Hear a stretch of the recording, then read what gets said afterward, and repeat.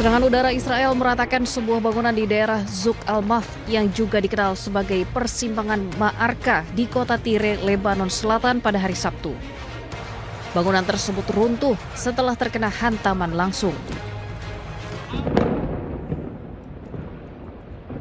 Media Lebanon melaporkan bahwa pesawat tempur Israel melakukan serangan di daerah Hamadiyeh di sebelah timur Tire dan di persimpangan Ma'arka di pinggiran Tire. Militer Israel mengeluarkan peringatan evakuasi kepada penduduk Tire dengan menyatakan serangan untuk aktivitas Hizbullah. Sementara Kementerian Kesehatan Lebanon mengumumkan bahwa 1.422 orang tewas dan 4.294 orang terluka akibat serangan Israel ke Lebanon sejak 2 Maret lalu.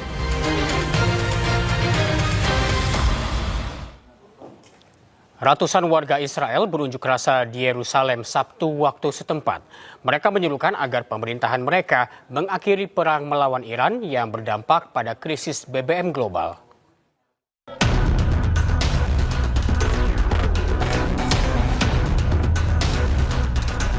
Ratusan pengunjuk rasa berkumpul, menabuh genderang dan membawa spanduk bertuliskan dana untuk publik, bukan untuk koalisi.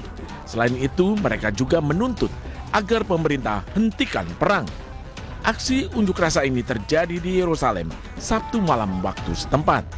Aksi protes ini terjadi di tengah meningkatnya konflik regional setelah Amerika Serikat dan Israel melancarkan operasi militer gabungan terhadap Iran pada 28 Februari. Maybe it's difficult, all those organizations, terror organizations that we are fighting against, they are terror organizations, and it's not an easy solution. We came to protest against the war, but not only against the war. We don't fear that the government presents us. We want peace. We want to build our country again. Because it's a crime. It's an aggression. It is a war against civilians. And also because it's a war that we cannot win. Serangan-serangan Israel direspon Teheran dengan serangan balasan terhadap aset Israel dan Amerika Serikat di kawasan tersebut.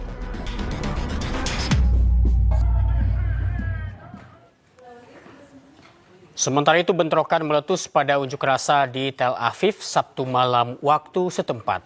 Eskalasi demo yang makin tinggi membuat beberapa orang ditahan karena melawan petugas.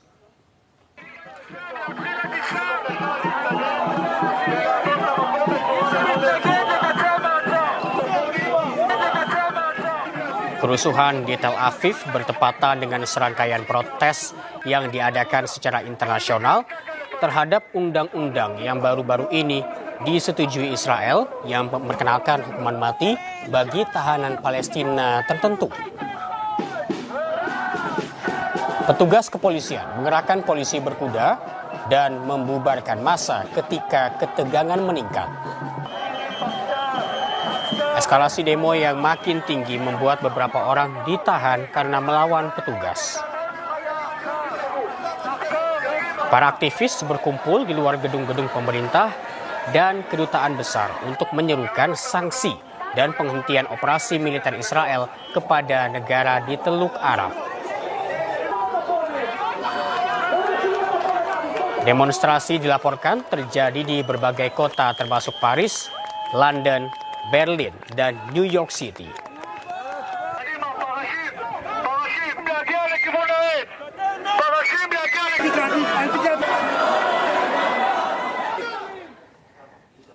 Demikian Breaking News kali ini. Berikutnya Anda akan menyaksikan iNews Today bersama rekan kami Pram Senjaya dan Syafaati Suryo. Saya Reza Siregar pamit. Terima kasih dan sampai jumpa.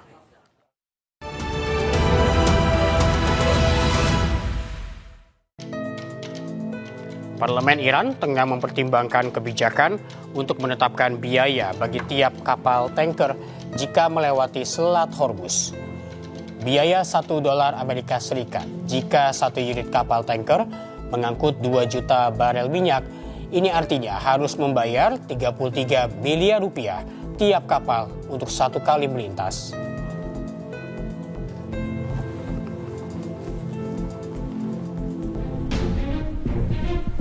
Namun Iran tidak mau menerima mata uang dolar Amerika Serikat. Iran meminta pembayaran menggunakan mata uang Cina atau yuan, atau menggunakan aset digital stablecoin. Meski kapal menyanggupi pembayaran, ternyata tidak serta-merta bisa langsung melintas. Kapal tanker harus mengikuti prosedur yang ditetapkan oleh Garda Revolusi Iran.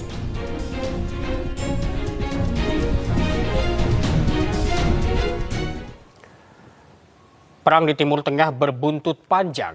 Perpecahan terjadi antara Amerika Serikat dengan NATO. Amerika Serikat marah karena NATO tidak membantu mengamankan Selat Hormuz.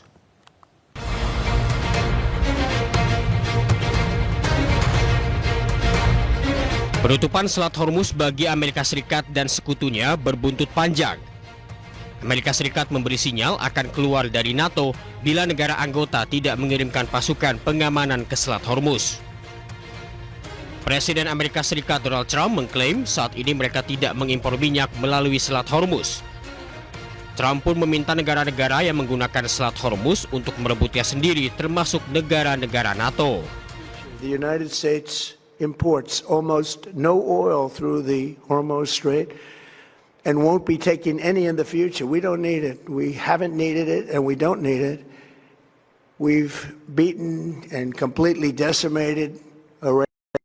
They are decimated, both militarily and economically and in every other way. And the countries of the world that do receive oil through the Hormuz Strait must take care of that passage. They must cherish it. They must grab it and cherish it. They can do it easily. We will be helpful, but they should take the lead in protecting the oil that they so desperately depend on.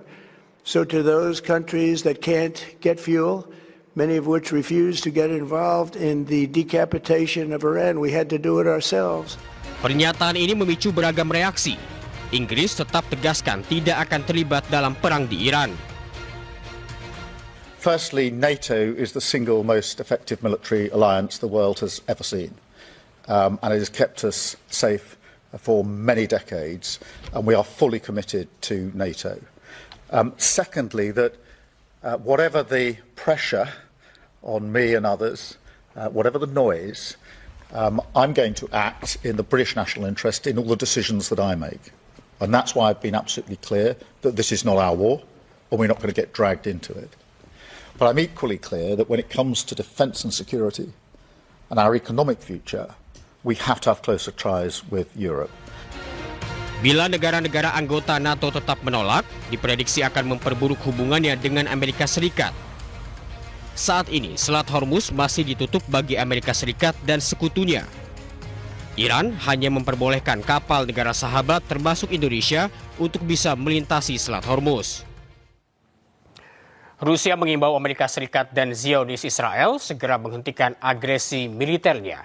Hal itu disampaikan di sidang Dewan Keamanan PBB. Rusia memperingatkan bahwa perang melawan Iran beresiko menyebabkan kerusakan global. Konflik tersebut akan meningkat menjadi konflik skala penuh, tak hanya di tingkat regional, tetapi juga global. Amerika Serikat dan Zionis Israel harus menyadari betapa seriusnya konsekuensi dari perang ini. Orang-orang tak bersalah hingga perempuan dan anak-anak meninggal dunia setiap harinya. Rusia juga menegaskan siap membantu temukan cara menyelesaikan konflik tersebut.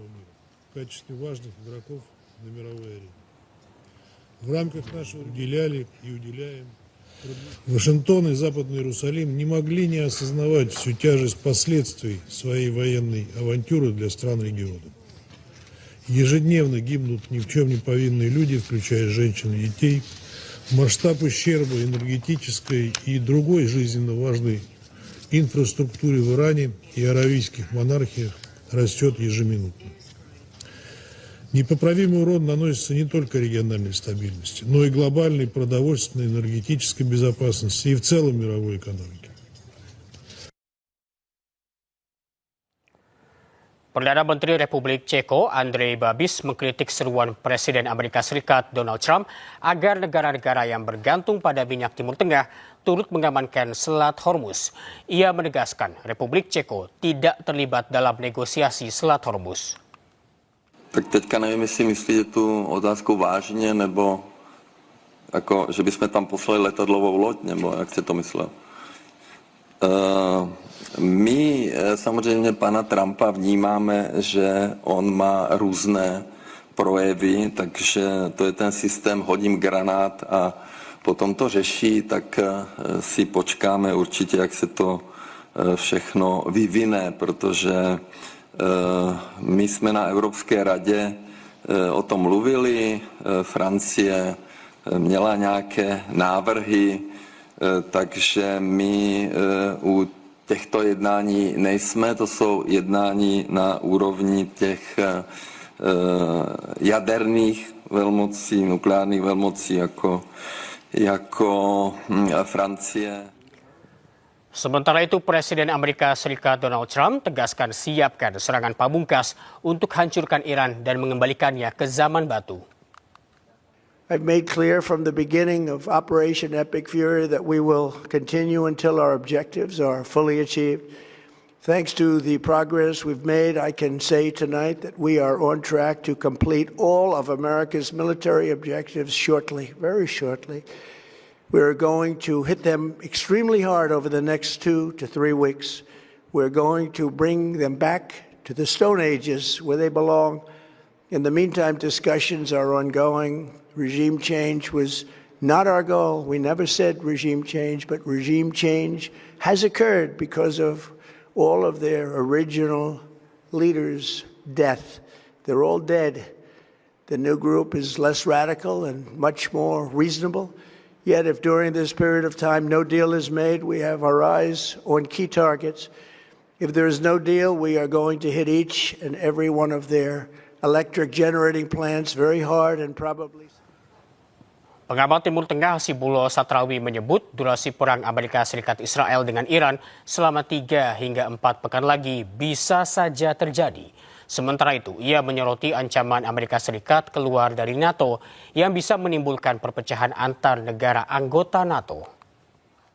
Hal-hal yang disampaikan oleh Presiden Trump ataupun elit Amerika lainnya, salah satu yang paling pasti menurut saya berkaitan dengan kerangka waktu. Yaitu kalau dalam pernyataan terbaru yang disampaikan kurang lebih di jam 811 dalam catatan saya, tadi pagi jam 8, maka kemudian diharapkan memang perang ini berakhir di antara 2 sampai 3 pekan ke depan. Artinya kalau ini kita baca dari kerangka waktu yang disampaikan oleh Presiden Trump sejak awal, berarti kurang lebih hanya mengalami keterlambatan kurang lebih 2 minggu. Karena seperti yang disampaikan berkali-kali bahwa perang di Iran itu diperkirakan hanya akan berlangsung di antara 4 sampai 5 minggu. Nah sekarang sudah masuk di minggu kelima. Nah kalau katakanlah butuh 2 sampai 3 pekan lagi, berarti molor atau lebih lama 2 minggu daripada yang diperkirakan. Dan saya melihat dari antara hal-hal yang lain, menurut saya kerangka waktu ini bisa dikatakan paling kuat diperhatikan oleh Presiden Trump. Bahkan kalau kita baca dari perkembangan sebelumnya, maka upaya untuk lebih definitif mengenai akhir dari perang ini itu mendapatkan perhatian.